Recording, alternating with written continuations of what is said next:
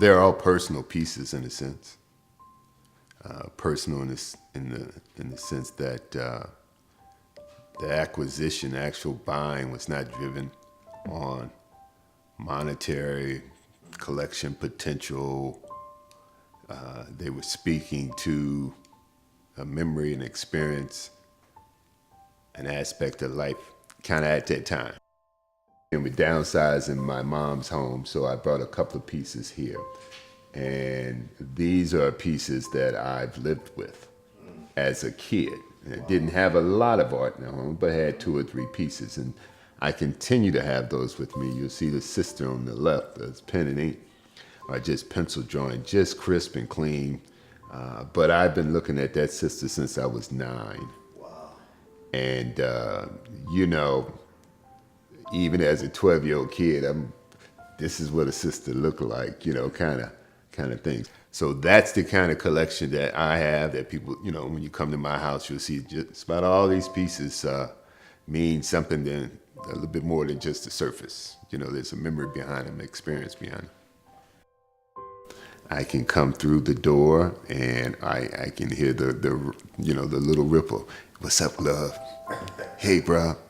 And I get a you know, from a few of my mother-in-law pieces, you know.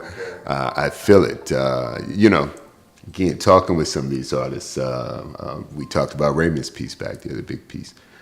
He says that his piece should have rhythm to it, you know, it should have a little soundtrack, and I agree with that. I think there's a soundtrack to the pieces. So when I come in the house, yeah, I'm being championed, I'm being absorbed by the day, you know, by the pieces to help me deal with the day. Again, they're mood enhancing, mood altering, you know. This is what this is to me, you know, more so than just pieces that I know could be more valuable in 20 years. You know, these are my friends.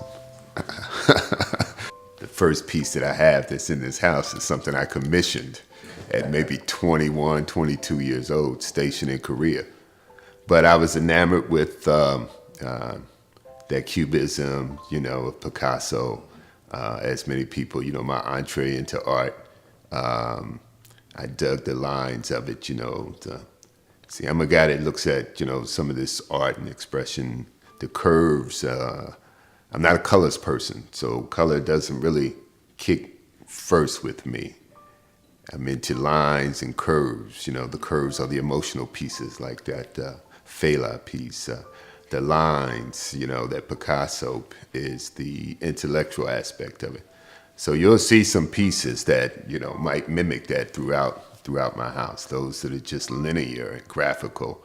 You know, I'm a math guy, so, you know, they hit me from that aspect. At one point, I used to ask other diaspora rhythms about cost valuation, and, you know, but why should I spend this amount of money?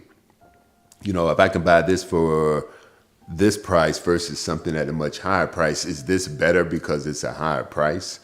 You know, am I buying this for that kind of long run? And I think dealing with that for, you know, a couple of years or so, it's more important to buy what's going to accept you, that you're going to interact with on a daily basis. You're going to see it differently, you know, 10 days, 10 months, 10 years from now differently, you know, because they're here. They're part of the home. They're fixtures on the walls. They're there for a purpose, whether it's just colors, abstracts, whatever it may be. So just begin wherever you can by getting things that are really close to you. You know, and the pieces that you struggle with are probably the pieces that you enjoy more later on.